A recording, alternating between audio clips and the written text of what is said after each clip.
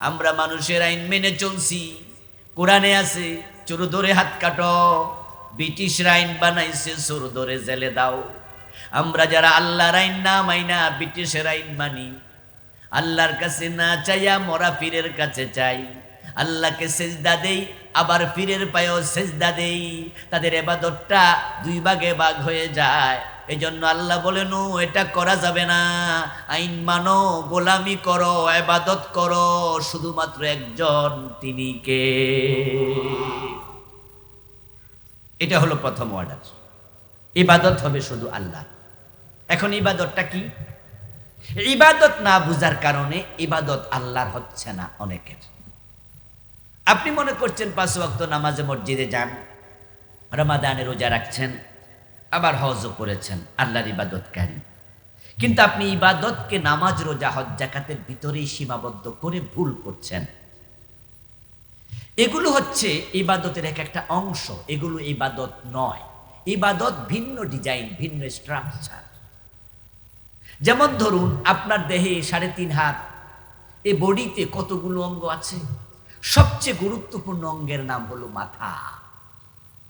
এবার তার সাথে ফুসফুস, কলিজা, যকৃত, আমার হাত, আমার পা, প্রত্যেকটাই আমার দেহের অঙ্গ। এই হাত যদি কেটে কোনো প্লেটে রেখে জিজ্ঞাসা করা হয় এটার নাম কি, আমরা বলবো হাত। এটার নাম মানুষ? বলে না, এটা মানুষের অংশ। কল্লাটা কেটে আলাদা করুন, এটার নাম কি মানুষ? না, এটার নাম মাথা। ফুসফুস আলাদা করুন, এটার নাম কি মানুষ? না, এটার নাম মাথা, ফুসফুস। এটার নাম পা। তাহলে মানুষ কই? সবগুলো একসাথে হওয়ার পর এটার নাম। এখন 5 ওয়াক্ত নামাজ পড়ে আবার সুদ খায় এমন লোক বাংলাদেশে আসেনি 2-4 জন? এই দেশে নাই, এলাকায় নাই। গোশ না দিলে সাইন করে না, ফাইল আটকায়া রাখে, অথচ বেটা ফজরের নামাজও পড়ছে, মাথায়ও টুপি আছে, মুখে দাড়ি নিয়ে ওজনে কম দেয়, মালে বেজাল দেয়। এমন ব্যবসায়ী আছে না যে সে সুদও খায়, গোশও খায়, নামাজও পড়ে, মনে করে আমি ইবাদত করছি। তুই ভুল করছিস দোস্ত, তুই ইবাদত বুঝোসই না।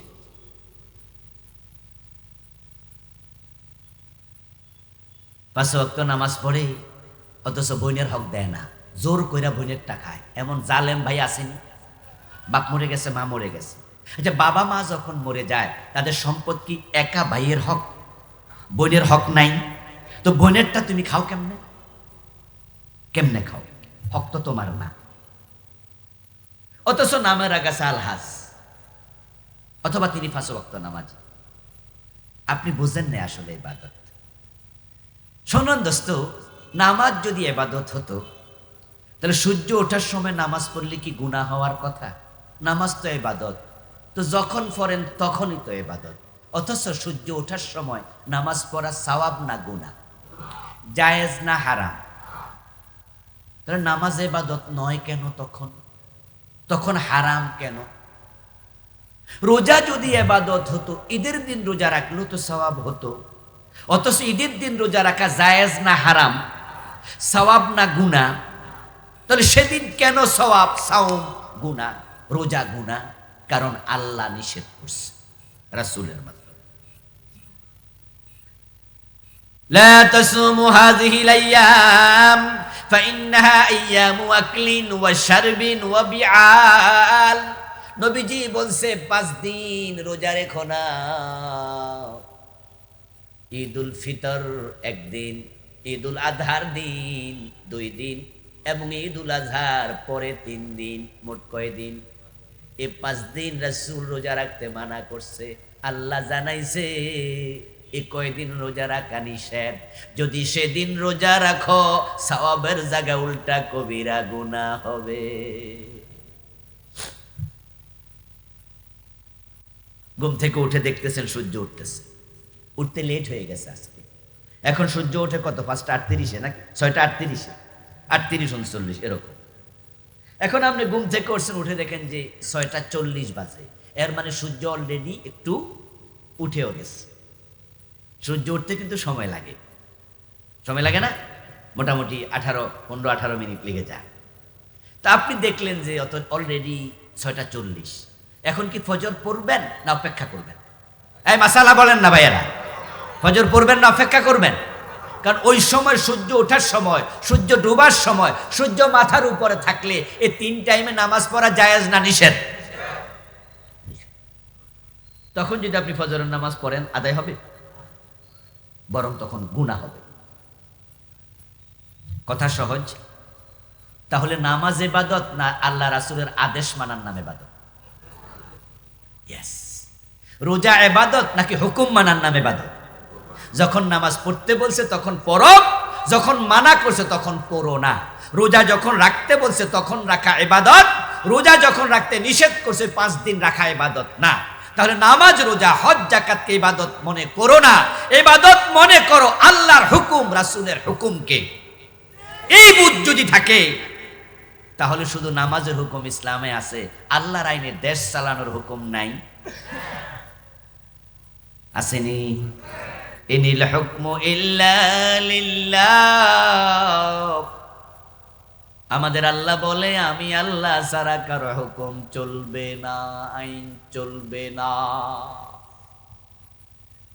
কেন চলবে না এবার অন্য আয়াতে ব্যাখ্যা করছেন, আলা লাহুল খালকু ওয়াল আমরু। কারণ শোনো সাবধান, সৃষ্টি যার, আইন চলবে শুধুই তার। ঠিক না? কথাটা কার? আওয়াজ দিয়ে বলেন কার কথা? এবার একটু জোরে বলেন তো, সৃষ্টি কার? আমরা কার? আকাশ জমিন কার? তাহলে আইন চলবে কার? তো নামাজ পড়ো, এটা একটা হুকুম। এটা হুকুম না? নামাজ পড়ো, রোজা রাখো, এটা কি? একটা হুকুম, একটা আইন। চোর ধরে হাত কাটো, এটা কি আইন না? তো বাংলাদেশের লোকেরা নামাজ তো মানলো, চোর ধরে হাত কাটা মানছে? তাইলে আপনি কিছু আইন মানবেন, কিছু মানবেন না, এই অধিকার তো আমাদের নাই। মানলে পুরা মানেন, না মানলে আউট। এখানে আপনারা চাকরি করছেন, অনেকে স্কুলে, মাদ্রাসায়, বিভিন্ন আপনার ফ্যাক্টরিতে, বিভিন্ন জায়গায় চাকরি করেন অথবা চাকরি করে এমন লোকরা আপনারা চিনেন, চেনেন না? আমি একটা মাদ্রাসায় চাকরি করি। আচ্ছা, আমাকে যে ক্লাস দেয় প্রিন্সিপাল, আমি যদি বলি আমি পারবো না, চাকরি থাকবো? আচ্ছা, আমি বললাম যে না হুজুর আমি পারবো, তবে 2-3টা ক্লাসের মাঝে একটা করব আর বাকি 2টা পারবো না, উনি মানবে? উনি বলবে হুজুর এটা কেমন কথা বলেন আপনি? আপনি যদি এখানে চাকরি করেন তাহলে রুল মানেন, সিস্টেম মানেন। ও দোস্ত, আরে আমরা কেন বুঝি না ইবাদত, যার কারণে আমরা জাহান্নামী হয়ে যাচ্ছি। ফজরের নামাজের ফরজ কয় রাকাত? বলেন না কয় রাকাত? 1 রাকাত পড়লে বাড়ি চলে গেলে আর 1 রাকাত না পড়লে আল্লাহ সওয়াব দেয়নি। তো কিছু না মানছেন, ওইটা লাভ নাই, বাধ্য মানে। পড়লে 2 রাকাত পড়ো, না পড়লে যাওগা, তোমার মতো নামাজের দরকার নেই।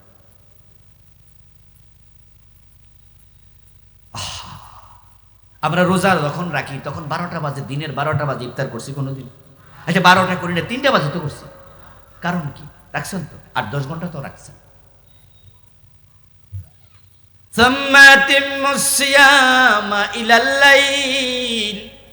কোরআন মাজিদ আল্লাহ বলে আমি রোজা ফরজ করছি, কুতিবা আলাইকুমুস সিয়াম, রোজা করেছি ফরজ। এবার বলে রোজা যখন রাখবা সূর্য ডুবা পর্যন্ত রোজা রাখো, রাত্রি আসা পর্যন্ত রাখো।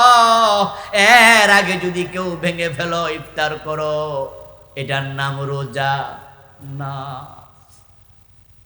কিছু মানবা, কিছু মানবা না, এটার নাম ইবাদত না। তো নামাজ মানলেন, রোজা মানলেন, সুর ধরে হাত কাটা কেন মানলেন না? ডাকাত ধরে শুলে চড়ানো কেন মানলেন না? জেনা করলে 100 বেত দিতে হয় কেন মানলেন না? হযরত ওমরের ছেলে মদ পান করছে, হযরত ওমর কি তাকে 80 বেত দেন নাই? আচ্ছা, ছেলের প্রতি কি ওমরের ভালোবাসা নাই? আরে ভাই, আমাদেরও তো সন্তান আছে, কতটা ভালোবাসি সন্তানকে। নিজে না খাইয়া বাবা খাওয়ায়, মা খাওয়ায় সন্তানকে। রাতের বেলা যখন আমরা ঘুমাতে যাই, যদি দেখি তাকাইয়া মশারির ভিতরে একটা মশা, মা বাবা ওই মশাটা মাইরা তারপরে ঘুমায়, টেনশনটা নিজের নয়, টেনশন হলো মশারির ভিতরে থাকা মশা আমার পোলারেনি কামড়ায়, আমার মাইয়ারেনি কামড়ায়। ওই যে ছোট্ট বাচ্চা আছে পাশে, 1.5 বছর 2 বছরের বাচ্চা শুয়ে আছে, মা বাবা ভাবে যে হেরেনি কামড়ায়। যদি মা বাবা 2জন ঘুমাইতো, ওই 1-2টা মশা কই থাকগা, ও 1-2টা কামড়াইলো, আমরা 2জন 2.5 মণ করে 5 মণ ওজন খাইবো আর কি। কিন্তু বাচ্চা তো আমার কলিজার টুকরা, হেরে একটা কামড় দেবে, মা বাবা এটা সহ্য করবে না। সন্তানের প্রতি এত মায়া মা বাবার থাকে, ওমর যে 80 বেত দিল, উনার সন্তানের প্রতি উনার মায়া নাই। তাহলে কেন দিল? এটা আল্লাহর অর্ডার, রাসূলের অর্ডার, এটা ইসলামের অর্ডার। এখন আপনারা, আমরা বাংলাদেশি 92% মুসলমান, আমরা যে কিছু মানি কিছু মানি না, এই মানা ইবাদত হয় না রে দোস্ত।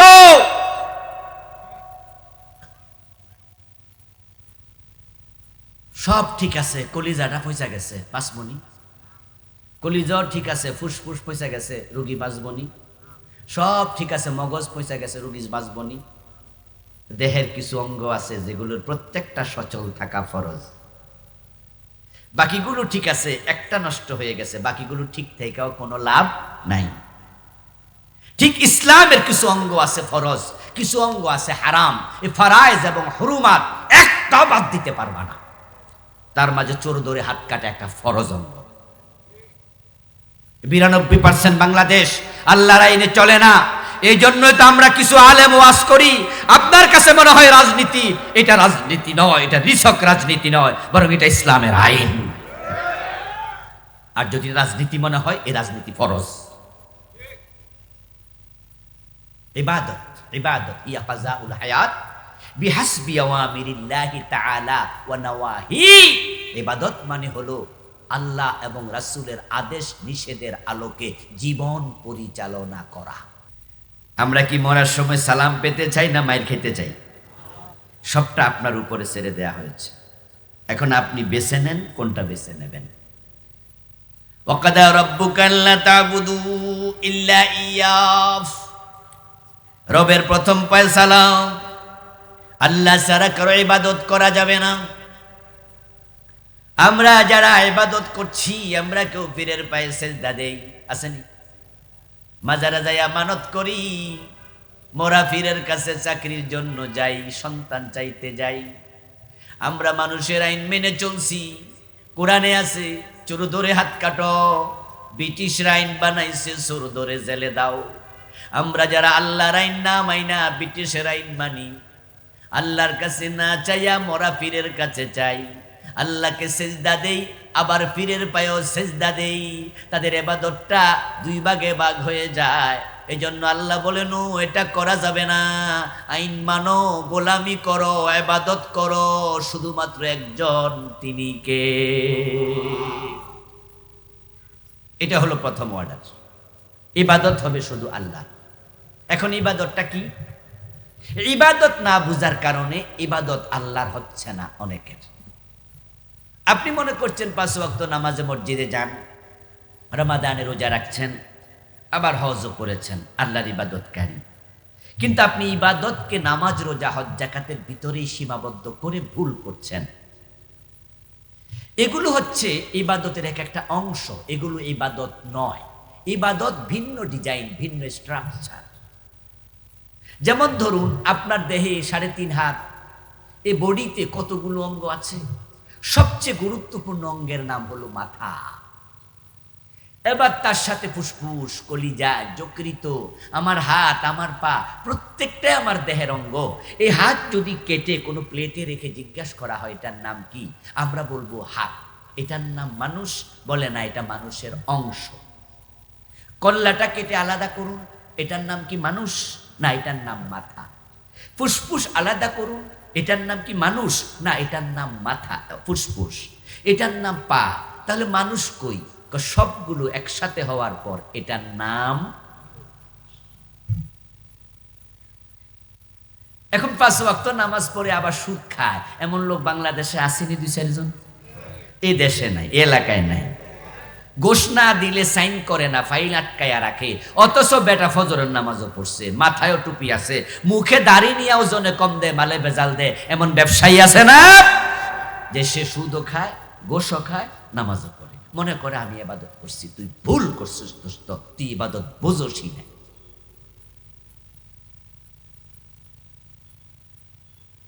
5 ওয়াক্ত নামাজ পড়ে, অথচ বোনের হক দেয় না, জোর কইরা বোনের টাকায়। এমন জালেম ভাই আসেনি? বাপ মরে গেছে, মা মরে গেছে। আচ্ছা, বাবা মা যখন মরে যায় তাদের সম্পদ কি একা ভাইয়ের হক? বোনের হক নাই? তো বোনেরটা তুমি খাও কেমনে? কেমনে খাও? হক তো তোমার না। অথচ নামের আগাছা আলহাজ, অথবা তিনি 5 ওয়াক্ত নামাজ। আপনি বুঝেন না আসলে ইবাদত।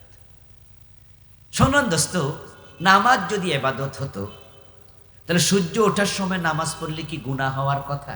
নামাজ তো ইবাদত, তো যখন পড়েন তখনই তো ইবাদত। অথচ সূর্য ওঠার সময় নামাজ পড়া সওয়াব না গুনাহ? জায়েজ না হারাম? তাহলে নামাজ ইবাদত নয় কেন তখন? তখন হারাম কেন? রোজা যদি ইবাদত হতো, ঈদের দিন রোজা রাখলেও তো সওয়াব হতো। অথচ ঈদের দিন রোজা রাখা জায়েজ না হারাম? সওয়াব না গুনাহ? তাহলে সেদিন কেন সওয়াব, সাওম গুনাহ, রোজা গুনাহ? কারণ আল্লাহ নিষেধ করছে রাসূলের মাধ্যমে। লা তাসুমু হাযিহিল আইয়াম ফাইন্নাহা আইয়ামু আকলিন ওয়া শারবিন ওয়া বিআল। নবীজি বলছে 5 দিন রোজা রেখো না। ঈদুল ফিতর 1 দিন, ঈদুল আজহার দিন 2 দিন, এবং ঈদুল আজহার পরে 3 দিন, মোট কয় দিন? এই 5 দিন রাসূল রোজা রাখতে মানা করছে। আল্লাহ জানাইছে এই কয়দিন রোজা রাখা নিষেধ। যদি সেদিন রোজা রাখো সওয়াবের জায়গা উল্টা কবিরা গুনাহ হবে। ঘুম থেকে উঠে দেখতেছেন সূর্য উঠতেছে, উঠতে লেট হয়ে গেছে আজকে। এখন সূর্য ওঠে কত? 5:38 নাকি 6:38, 38-39 এরকম। এখন আপনি ঘুম থেকে উঠছেন, উঠে দেখেন যে 6:40 বাজে। এর মানে সূর্য অলরেডি একটু উঠেও গেছে। সূর্য উঠতে কিন্তু সময় লাগে, সময় লাগে না? মোটামুটি 15-18 মিনিট লেগে যায়। তা আপনি দেখলেন যে অলরেডি 6:40। এখন কি ফজর পড়বেন না অপেক্ষা করবেন? এই মাসালা বলেন না ভাইয়েরা, ফজর পড়বেন না অপেক্ষা করবেন? কারণ ওই সময় সূর্য ওঠার সময়, সূর্য ডোবার সময়, সূর্য মাথার উপরে থাকলে এই 3 টাইমে নামাজ পড়া জায়েজ না নিষেধ? তখন যদি আপনি ফজরের নামাজ পড়েন আদায় হবে? বরং তখন গুনাহ হবে। কথা সহজ। তাহলে নামাজ ইবাদত না আল্লাহ রাসূলের আদেশ মানার নাম ইবাদত? ইয়েস। রোজা ইবাদত নাকি হুকুম মানার নাম ইবাদত? যখন নামাজ পড়তে বলছে তখন পড়ো, যখন মানা করছে তখন পড়ো না। রোজা যখন রাখতে বলছে তখন রাখা ইবাদত, রোজা যখন রাখতে নিষেধ করছে 5 দিন রাখা ইবাদত না। তাহলে নামাজ, রোজা, হজ, যাকাতকে ইবাদত মনে করো না, ইবাদত মনে করো আল্লাহর হুকুম, রাসূলের হুকুমকে। এই বুঝ যদি থাকে তাহলে শুধু নামাজের হুকুম ইসলামে আছে, আল্লাহর আইনে দেশ চালানোর হুকুম নাই। আসেনি? ইনিল হুকমু ইল্লা লিল্লাহ। আমাদের আল্লাহ বলে আমি আল্লাহ ছাড়া কারো হুকুম চলবে না, আইন চলবে না। কেন চলবে না? এবার অন্য আয়াতে ব্যাখ্যা করছেন, আলা লাহুল খালকু ওয়াল আমরু। কারণ শোনো সাবধান, সৃষ্টি যার, আইন চলবে শুধুই তার। ঠিক না? কথাটা কার? আওয়াজ দিয়ে বলেন কার কথা? এবার একটু জোরে বলেন তো, সৃষ্টি কার? আমরা কার? আকাশ জমিন কার? তাহলে আইন চলবে কার? তো নামাজ পড়ো, এটা একটা হুকুম। এটা হুকুম না? নামাজ পড়ো, রোজা রাখো, এটা কি? একটা হুকুম, একটা আইন। চোর ধরে হাত কাটো, এটা কি আইন না? তো বাংলাদেশের লোকেরা নামাজ তো মানলো, চোর ধরে হাত কাটা মানছে? তাইলে আপনি কিছু আইন মানবেন, কিছু মানবেন না, এই অধিকার তো আমাদের নাই। মানলে পুরা মানেন, না মানলে আউট। এখানে আপনারা চাকরি করছেন, অনেকে স্কুলে, মাদ্রাসায়, বিভিন্ন আপনার ফ্যাক্টরিতে, বিভিন্ন জায়গায় চাকরি করেন, অথবা চাকরি করে এমন লোকরা আপনারা চিনেন, চিনেন না? আমি একটা মাদ্রাসায় চাকরি করি। আচ্ছা, আমাকে যে ক্লাস দেয় প্রিন্সিপাল, আমি যদি বলি আমি পারবো না, চাকরি থাকবো? আচ্ছা, আমি বললাম যে না হুজুর আমি পারবো, তবে 2-3টা ক্লাসের মাঝে একটা করব, আর বাকি 2টা পারবো না। উনি মানবে? উনি বলবে হুজুর এটা কেমন কথা বলেন আপনি? আপনি যদি এখানে চাকরি করেন তাহলে রুল মানেন, সিস্টেম মানেন। ও দোস্ত, আরে আমরা কেন বুঝি না ইবাদত? যার কারণে আমরা জাহান্নামী হয়ে যাচ্ছি। ফজরের নামাজের ফরজ কয় রাকাত? বলেন না কয় রাকাত?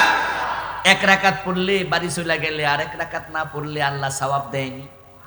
তো কিছু না মানছেন, ওইটা লাভ নাই, বাধ্য মানে। পড়লে 2 রাকাত পড়ো, না পড়লে ধাওগা, তোমার মতো নামাজের দরকার নেই।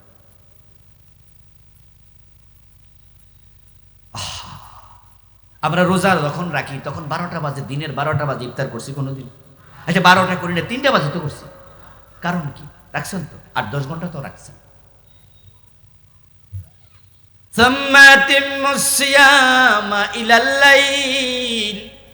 কোরআন মাজিদ আল্লাহ বলে আমি রোজা ফরজ করছি, কুতিবা আলাইকুমুস সিয়াম, রোজা করেছি ফরজ। এবার বলে রোজা যখন রাখবা সূর্য ডুবা পর্যন্ত রোজা রাখো, রাত্রি আসা পর্যন্ত রাখো।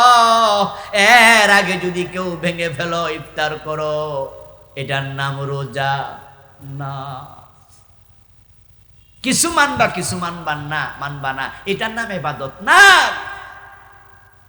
তো নামাজ মানলেন, রোজা মানলেন, সুর ধরে হাত কাটা কেন মানলেন না? ডাকাত ধরে শুলে চড়ানো কেন মানলেন না? জেনা করলে 100 বেত দিতে হয় কেন মানলেন না? হযরত ওমরের ছেলে মদ পান করছে, হযরত ওমর কি তাকে 80 বেত দেন নাই? আচ্ছা ছেলের প্রতি কি ওমরের ভালোবাসা নাই? আরে ভাই আমাদেরও তো সন্তান আছে, কতটা ভালোবাসি সন্তানকে। নিজে না খাইয়া বাবা খাওয়ায়, মা খাওয়ায় সন্তানকে। রাতের বেলা যখন আমরা ঘুমাতে যাই, যদি দেখি তাকাইয়া মশারির ভিতরে একটা মশা, মা বাবা ওই মশাটা মাইরা তারপরে ঘুমায়, টেনশনটা নিজের নয়, টেনশন হলো মশারির ভিতরে থাকা মশা আমার পোলারেনি কামড়ায়, আমার মাইয়ারেনি কামড়ায়।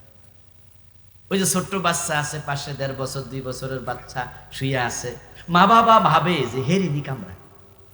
যদি মা বাবা 2 জন ঘুমাইতো, ওই 1-2টা মশা কই থাকগা, ও 1-2টা কামড়াইলো, আমরা 2 জন 2.5 মন করে 5 মন ওজন খাইবো আর কি। কিন্তু বাচ্চা তো আমার কলিজার টুকরা, হেরে একটা কামড় দেবে, মা বাবা এটা সহ্য করবে না। সন্তানের প্রতি এত মায়া মা বাবার থাকে, ওমর যে 80 বেত দিল, উনার সন্তানের প্রতি উনার মায়া নাই? তাহলে কেন দিল? এটা আল্লাহর অর্ডার, রাসূলের অর্ডার, এটা ইসলামের অর্ডার। এখন আপনারা, আমরা বাংলাদেশি 92% মুসলমান, আমরা যে কিছু মানি কিছু মানি না, এই মানা ইবাদত হয় না রে দোস্ত।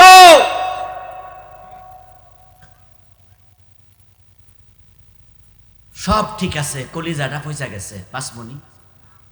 কলিজাও ঠিক আছে, ফুসফুস পয়সা গেছে, রুগী বাঁচবনি।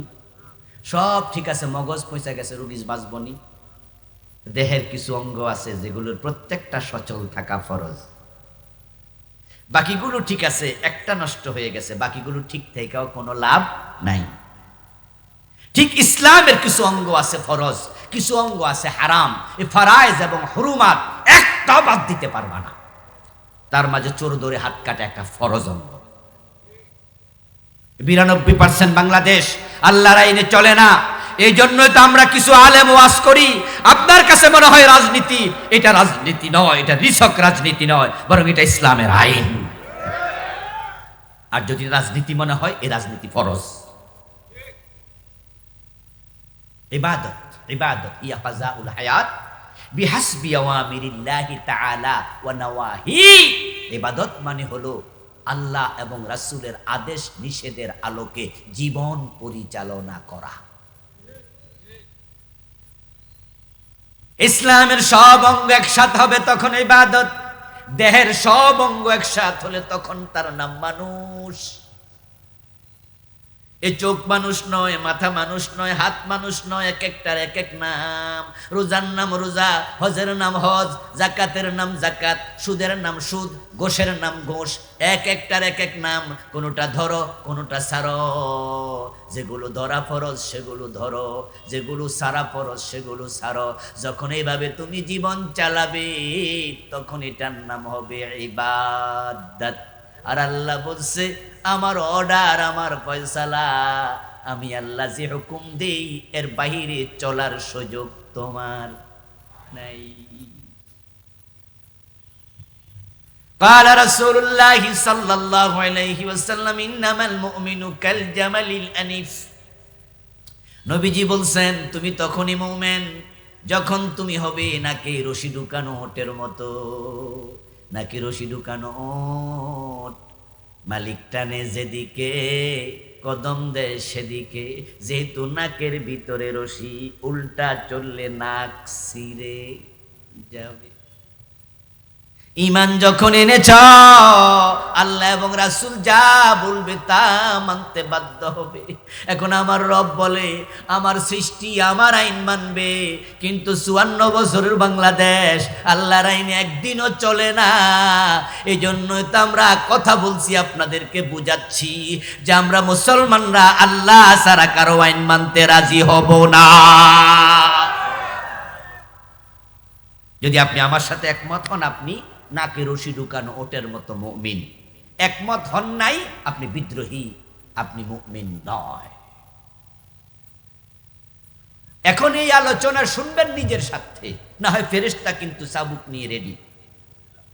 ওই যে ফেরারি আসামি আল্লাহর কথার বাহিরে চলে গেছেন। আমার কথায় কতটুকু রেজাল্ট হবে সেটা ইম্পর্টেন্ট নয়। আমার ওয়াজ আর আপনারা এই কয়জন মানুষ যদি আজকে একমত হয়ে যান, বাংলাদেশে কি আল্লাহর আইন কায়েম হয়ে যাবে নাকি? বিষয়টা কি এত সোজা? কিন্তু এটা আমার দেখার বিষয় না। আমি বলে যাব, আমি করে যাব, এদেশে আইন কায়েম আল্লাহর হোক আর না হোক, কিন্তু আমি ফেরেশতার মাইর খেতে রাজি না, ঠিক না? আমি যেন সালাম পাই, আমি যেন সালাম পাই। আল্লাহ যেন বলে যে হ্যাঁ, জমিনে আমার অসংখ্য গোলাম ছিল, কিন্তু তারা কিছু মানছে কিছু মানে নাই, আর আমার কিছু গোলাম ছিল আমার সব কথা মানতে রাজি ছিল। আর আল্লাহ জান্নাত দেওয়ার আগে বলবেন ফাদখুলি ফি ইবাদি, আমার গোলামের কাতারে দাঁড়াও দেখি। কোটি কোটি মানুষ হাসরের ময়দানে আল্লাহর গোলামের কাতারে যারা সেদিন দাঁড়াবে, ওয়াদখুলি জান্নাতি, এবার আল্লাহ বলবে যাও তোমরা আমার জান্নাতে ঢোকো। আর যারা আল্লাহর গোলামের কাতারে দাঁড়াইতে পারবে না, তারা জান্নাতেও ঢুকতে পারবে না। এখন আমার সামনে আজকে যারা আছেন, আল্লাহর গোলামের কাতারে দাঁড়াইতে রাজি আছেন? দাঁড়ানো দরকার আছে? তাহলে কোরআনে সব মানবেন, সব সব মানবেন। কিছু ডাক্তার আছে এর কাছে গেলে শুধু প্যারাসিটামল দেয়।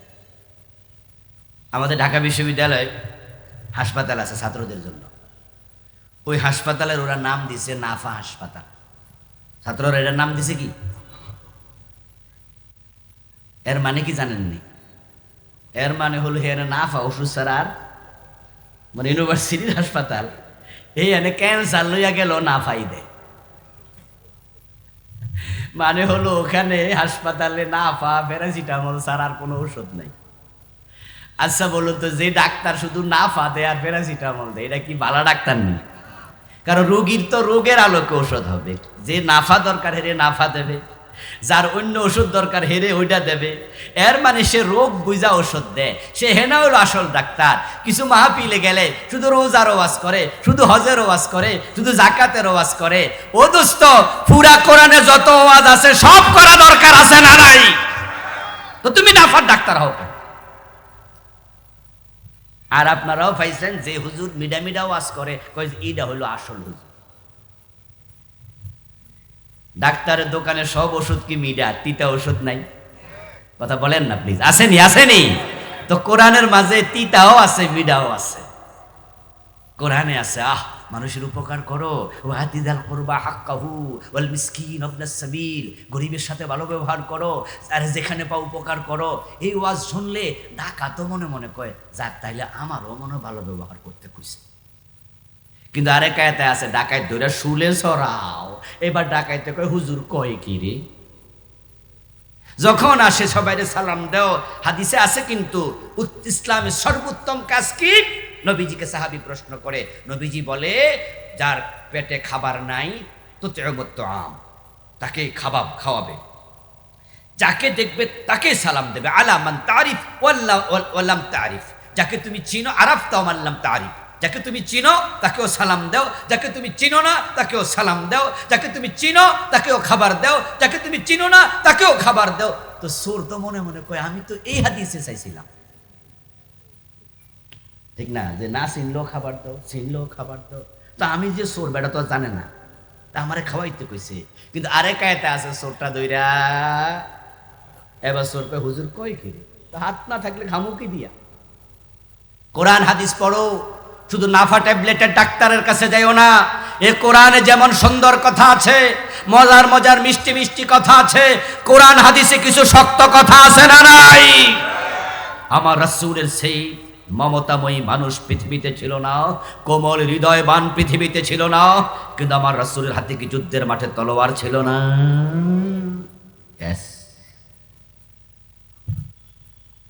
ওয়াবিল ওয়ালিদাইনি ইহসানা।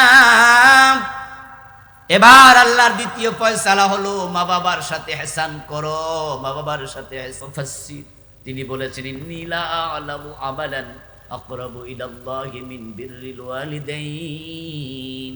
যত আমল করে আল্লাহর কাছে যেতে চাও, মা বাবার খেদমতের চেয়ে আল্লাহর কাছে যাওয়ার উত্তম কোন আমল আছে আমি ইবনে আব্বাসের জানা নাই। ইবনে আব্বাস রাদিয়াল্লাহু তাআলা আনহুমা কোরআনের সবচেয়ে বড় আলেম, নবীজির পরে। নবীজি বলতে ইবনে আব্বাস বলছে, সহিহ বুখারীর রওয়ায়াত, এটা হাদিসে মাওকুফ, যে আল্লাহর সন্নিকটে যাওয়ার জন্য এই মা বাবার খেদমত যত সহজে আল্লাহর কাছে নেবে আর কোনো আমল এমন নাই। জান্নাতের জন্য ফজরের সময় শীতের মাঝে মসজিদে গেলাম, কিন্তু মসজিদে তো জান্নাত নাই। 5 লাখ টাকা খরচ করে মক্কায় গেলাম, মক্কায় তো জান্নাত নাই। মসজিদেও যেতে হবে, এটা ফরজ, নামাজ পড়িতেই হবে, রমজান রোজা রাখতেই হবে, হজ ফরজ হলে মক্কায় যেতেই হবে, কিন্তু জান্নাত তোমার মায়ের পায়ের নিচে। আল জান্নাতু তাহতা আকদামিল উম্মাহাত। নবীজি বলছে জান্নাত তোমার মায়ের পায়ের নিচে। এটা ভুলে যেও না, আল্লাহর বান্দা ভুলে যেও না। রিদার রাব্বি রিদাল ওয়ালিদাইন ওয়া সাখাতুর রাব্বি ফি সাখাতিল ওয়ালিদাইন। যে সন্তানের উপরে মা বাবা বেজার, মা বাবা নারাজ, সে তাহাজ্জুদে কোটি সিজদা দিয়াও আল্লাহকে আর রাজি করতে পারবে না। যে সন্তানের উপরে বাবা মা বেজার, এই যে আপনি কিশোরগঞ্জ সদরে যাবেন, আপনাদের নরসিংদী সদরে যাবেন, দেখবেন যে সেখানে 5 তলা 7 তলা 10 তলা বিল্ডিংও আছে। আপনি গুনুন 1 2 3 4 5 6 7 10, কিন্তু আপনি ভাববেন না যে এখানে বিল্ডিংটা শেষ। বরং মাটির নিচে বিল্ডিং এর কিছু জায়গা আছে, এটা চোখে দেখা যায় না, তবে 10 তলা বিল্ডিং সেটার উপরে দাঁড়িয়ে থাকে। এটার নাম হলো ফাউন্ডেশন। ওটা যদি না থাকতো এ 10 তলা দাঁড়াতো না। ঠিক মা বাবার সন্তুষ্টি আল্লাহর সন্তুষ্টির ফাউন্ডেশন। যে সন্তানের উপর মা বাবা খুশি, অল্প ইবাদতে সেই সন্তান আল্লাহকে খুশি করতে পারবে, অল্প ইবাদতে। নবীজি সাল্লাল্লাহু আলাইহি ওয়াসাল্লাম জান্নাতে ঢুকলেন, তিনি বলছেন দাখালতুল জান্নাহ ওয়া সামি'তু ফিহাল কুরআন। আমি জান্নাতে ঢুকলাম, জান্নাতে ঢুকে দেখি আল্লাহর এক বান্দা কোরআন তেলাওয়াত করছে।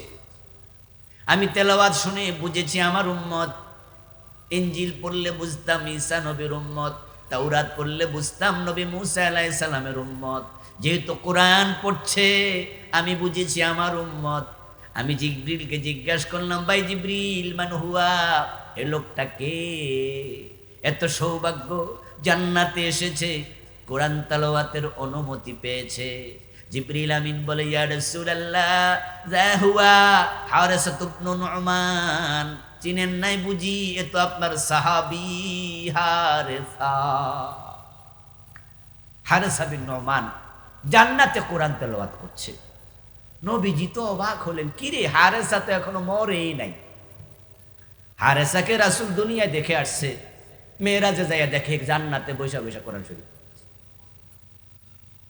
নবীজি তো বিস্মিত, ঘটনা কি? দুনিয়ায় ফিরে আসলেন, এসে হারেসাকে ডাকলেন, এই হারেসা, ঘটনা কি বলো তো? এমন কি নেক আমল তুমি গোপনে গোপনে করেছো যে আল্লাহ খুশি হইয়া তোমার জান্নাত দুনিয়ায় থাকতে দিছে, শুধু জান্নাতই দেয় নাই, কোরআন তেলাওয়াতের অনুমতি দিয়ে দিছে, তুমি ওখানে বৈশা বৈশা কোরআন শরীফ পড়তেছো। হারেসা কি নেক আমল করছো আমার একটু বলো। হারেসা বিন নওমান বলেন, ইয়া রাসূলুল্লাহ, আপনি যা বলেন তাই তো করি, অন্য সাহাবারা যে আমল করে আমিও তাই করি, কিন্তু একটা আমল আমার বেশি আছে যেটা সবার কপালে নাই, সেটা হলো মায়ের সেবা। আমার মা বড় বৃদ্ধা, নিজ হাতে খাইতে পারে না, আমি হারেসা আমারে খাওয়াইয়া তারপর আমার খাবার খাই। আমার বুড়া মার সেবা আমি করি। নবীজির সাথে কথা চলছে, এর মাঝে দুই একজন লোক যারা হারেসাকে চিনে তারাও এসে নবীজির সাথে হারেসার কথা শুনছে। তারা জয়েন করে বলছে, হ্যাঁ ইয়া রাসূলুল্লাহ, ইউতইমুহা বিয়াদি ওয়া ইয়াগসিলুহা বিয়াদি ওয়া ইয়াফলি রাসাহা বিয়াদি।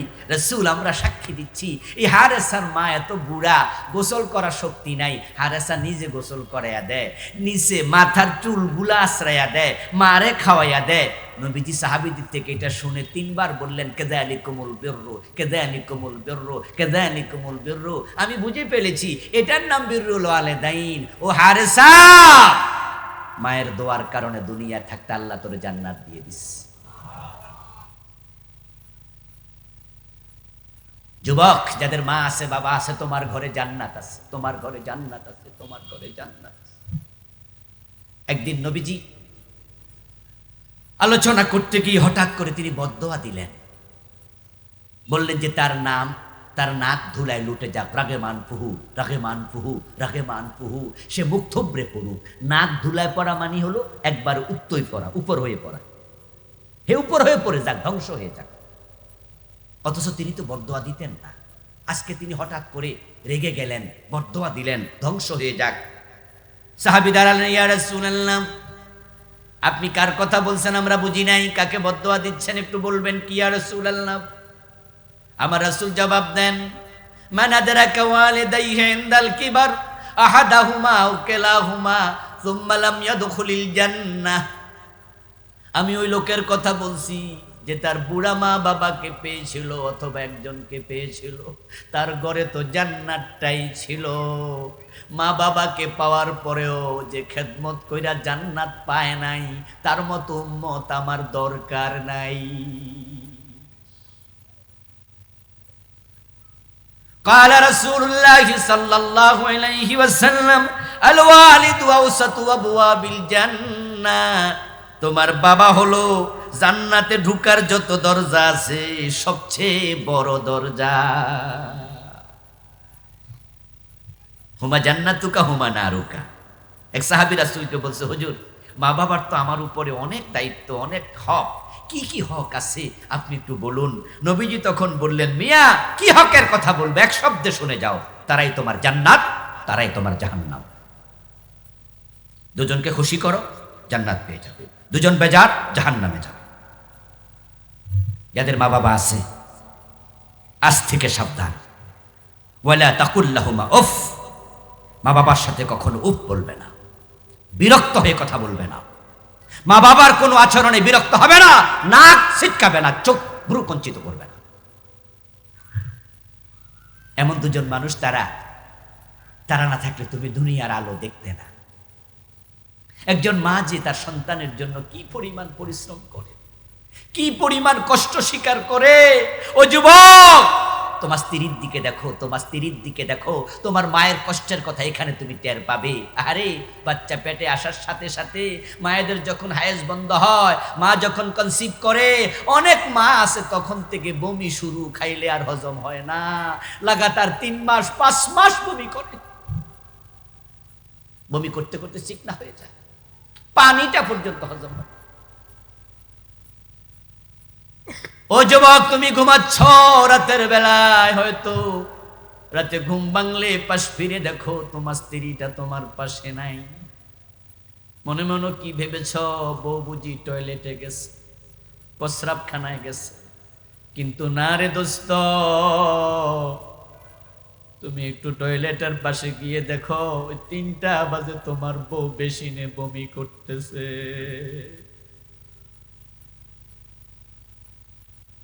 আজকে তো আধুনিক যুগ, আজকের মেয়েরা তো এখন ধান ভাঙ্গানো লাগে না, এখন তো মরিচটার বাটা লাগে না, হলুদটা আর ভাঙ্গা লাগে না, এখন সব রেডি পাওয়া যায়। আমাদের মায়েরা আমাদেরকে পেটে নিয়ে মরিচ ভাঙছে, হলুদ ভাঙছে, ধান বানছে, চাল করার জন্য ঢেকিতে ধান বানছে, অথচ আমি মায়ের পেটে।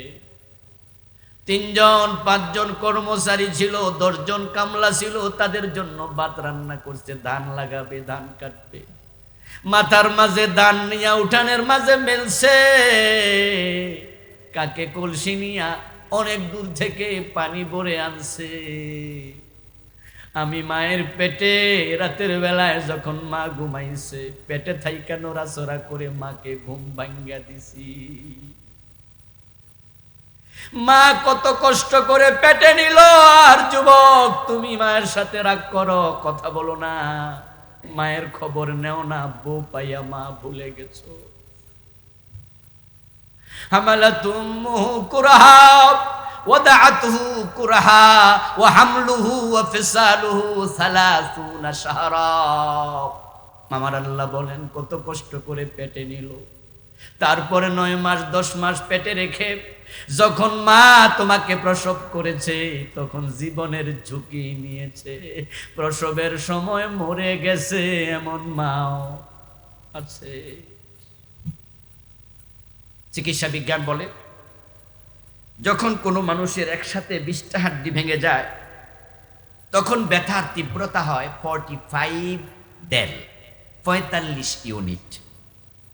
একসাথে 20টা হাড্ডি, বাড়ির কাছের কথা না, একটা ভাঙলে তো আমাদের কি কষ্ট, একসাথে 20টা যদি ভাঙে, অ্যাক্সিডেন্ট করে, কষ্টের তীব্রতা হয় 45 ইউনিট। আর মা যখন সন্তান প্রসব করে, তখন ব্যথার তীব্রতা হয় 57 ইউনিট। ও দোস্ত, এখন তো মেয়েরা সিজারে যায়, ব্যথার কষ্ট সহ্য করতে চায় না। তবে সিজারও ব্যথা কম নয়, মেরুদণ্ডের হাড্ডিতে একটা ইঞ্জেকশন পুশ করে। সিজার হওয়ার পরে 24 ঘন্টা টানা এভাবে শুয়ে থাকা লাগে, নড়াচড়া করতে পারে না। ওই হাসপাতালের বেডে নল দিয়া প্রস্রাব করায়, হাইটা যাইয়া প্রস্রাব করতে পারে না। তারপর এটা শুকাইতে অনেক সময় লেগে যায়, বাচ্চা কোলে নিয়েও দুধ খাওয়ানো কঠিন, নড়াচড়া করলে ব্যথা। ওই সিজারও কষ্ট কম নয়, তবে হ্যাঁ, প্রসব বেদনায় কষ্ট আরো বেশি। আজ থেকে 20 বছর আগে তো সিজার ছিল না, আমাদের মায়েরা 5টা 7টা 10টা বাচ্চা জন্ম দিছে, কি কষ্ট। তারপরে আবার সন্তান জন্মের পর প্রস্রাব পায়খানা বারবার করেছে। এই যে শীতকাল যাচ্ছে, এখনো কত মা সন্তান প্রসব করছে, রাতের বেলায় 5 বার 6 বার 10 বার প্রস্রাবের কাপড় পাল্টানো লাগে। তুমি দিনের বেলায় ঘুমাতে দেও না মাকে, মা কত কাজ করা লাগে। রাতে যখন ঘুমাইতে যায় প্রস্রাব কইরা তুমি আবার মাকে টেনশনে রাখো, কারণ মা তো বোঝে শীতের মাঝে কলিজার টুকরা যদি প্রস্রাবে পড়ে থাকে জ্বর হবে, নিউমোনিয়া হবে। মা তো রাতেও ঘুমায় না, মা দিনেও ঘুমায় না। এমন মায়ের সাথে কেমনে খারাপ ব্যবহার করো।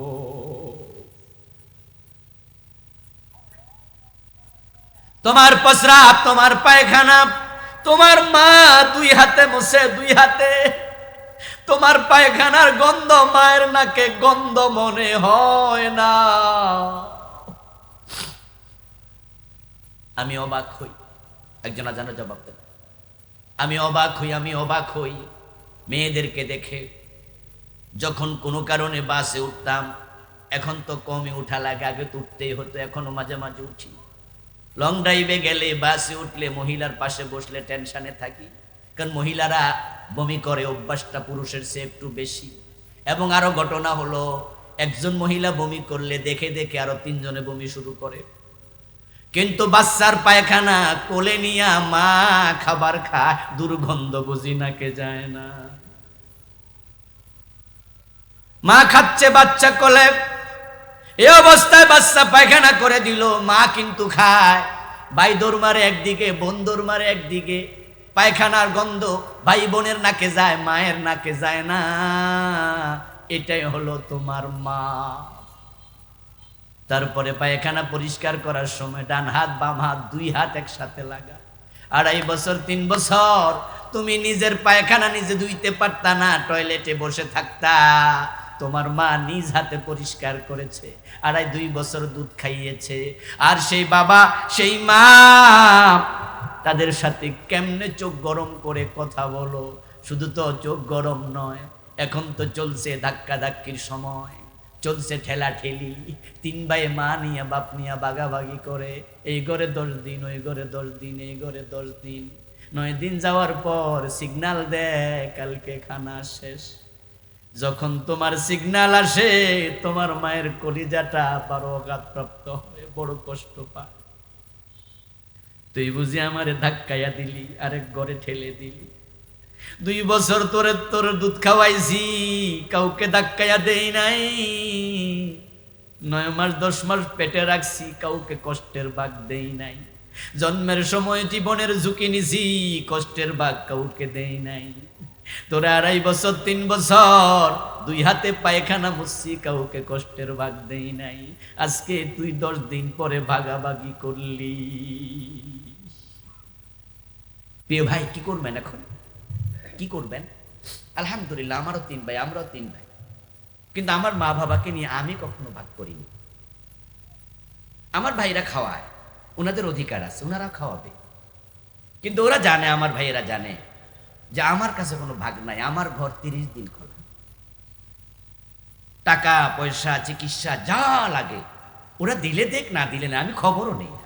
ওরা দিল কিনা এটা মারে কোনোদিন জিজ্ঞাসা করি না, বাবারে কোনোদিন জিজ্ঞাসা করিনি। বাবা এখন নাই, মা আছে আলহামদুলিল্লাহ। কখনো জিজ্ঞাসা করিনি আমার বড় ভাই দিছে কিনা, ছোট ভাই দিছে কিনা। আমার ঘর, আমি 30 দিন, আমার মা আমাকে একা রাখছে পেটে, তো আমি একা খাওয়াবো না? হ্যাঁ, আমার ভাইদের অধিকার আছে, আপনার ভাইয়ের অধিকার আছে। 10 দিন 10 দিন ভাগ হোক, ইসলামে নিষেধ নাই। কিন্তু আপনি আপনার বউয়ের সামনে আপনার মা বাবাকে বলে দেবেন যে আমার ঘরে 30 দিন, এখানে 10 দিন না। বউকে বলে দেবেন কোনোদিন সিগন্যাল দেয়া যাবে না, আমার মা বাবা এখানে খেতে থাকে। যদি কখনো মনে চায় যে ও ঘরে যাবে, তাহলে বাধা দিও না, কারণ দোয়া নেয়ার অধিকার তাদেরও। টাকা পয়সা যখন যা চাইবে, চাওয়ার চেয়ে বেশি দেবেন, যা লাগবে তার চেয়ে বেশি দেবেন। এই 2 জনকে খুশি করেন, আল্লাহ খুশি হবে, জান্নাত সহজ হয়ে যাবে। আর যারা তাদেরকে কষ্ট দিয়েছ, মাপসাও, পায়ে ধরে মাপছ, কপালটা পুড়ে যাবে, কপাল পুড়ে যাবে, কপাল পুড়ে যাবে। এই 2 জনের বদদোয়া আল্লাহ ফিরায় না, খুব সাবধান। আর যাদের মা বাবা মরে গেছে, অথচ আপনি তো হক আদায় করেননি, কষ্ট দিয়েছেন, আপনার জন্য কি করা? নবীজিকে এক সাহাবী প্রশ্ন করেছিলেন, ইয়া রাসূলুল্লাহ হাল বাকিয়া লিআবুওয়াইয়া আবাররুহুমা বা'দা মাউতিহিমা। হে নবী, আমার বাবা মরে গেছে, এরপরেও কি তাদের সাথে আমি ভালো আচরণ করতে পারি? এমন কিছু সিস্টেম আছে?